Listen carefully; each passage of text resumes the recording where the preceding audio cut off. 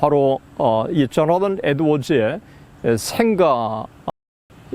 조나단 에드워즈의 생가, 이 현장에 우리가 와 있다는 것입니다. 안녕하십니까? 중신대학교 신학대학원 명의교수 박용규입니다. 사실 조나단 에드워즈의 생가는 현재 존재하지 않습니다. 네, 그런데 조나단 에드워즈의 생가를 찾아서 거의 뉴욕에서 여기까지 3시간 반을 드라이브 해와서 어렵게 찾아냈습니다. 네, 바로 조나단 에드워즈의 생가가 바로 여기입니다. 여기 보면 Birthplace of Jonathan Edwards, 조나단 에드워즈의 생가라고 그렇게 돼 있고, 여기 보면 First American Theologian and Philosopher, 1703년에 태어난 최초의 미국 신학자요, 그 다음에 철학자라고 그렇게 언급되어 있습니다. 그 다음에 he graduated from Yale at age 17, 17살에 예일 대학을 졸업하고, 그 다음에 예일의 튜터를 지내고, 그 다음에 또 이 스톡브리지의 미셔너리를 지내고, 1758년에 프린스턴 대학의 총장으로 부임해서 불과 몇 개월 만에 세상을 떠난 바로 이 조나단 에드워즈의 생가입니다. 조나단 에드워즈는 미국에 너무도 많은 족적을 남겼습니다.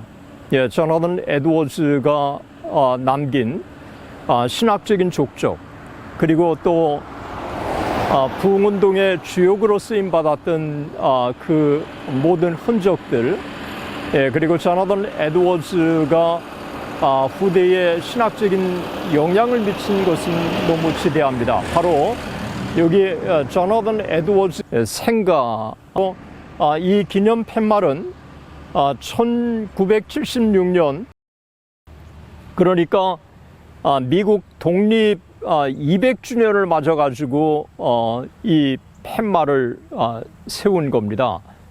그것은 여기 보면 his grandson, 아론 보 became third vice president of the United States라고 돼 있어요. 그러니까 그 후손 가운데 바로 3대 미국의 부통령이 나온 곳입니다. 그래서 여기에 200주년을 맞아가지고 표지판을 세운 겁니다. 조나단 에드워즈가 미국에 미친 영향은 단순하게 신학적인 영향만 미친 게 아니라 철학적으로도, 그리고 무엇보다도 정치적으로도 상당히 중요한 역할을 했습니다. 1차 대각성 운동이 1734년에서 36년, 1740년에서 42년 이 동안에 엄청나게 놀랍게 뉴 잉글랜드에 확산됩니다. 불과 그로부터 30년 만에 미국의 독립을 맞는 것입니다.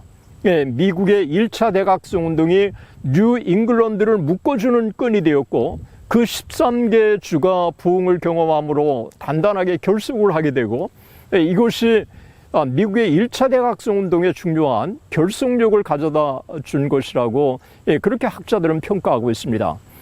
그리고 조나단 에드워즈의 1차 대각성 운동을 통해서 뉴 잉글랜드가 영적인 경험을 한 것이 미국의 독립에 기독교적인, 종교적인 파운데이션을 놓았다고 그렇게 보고 있습니다.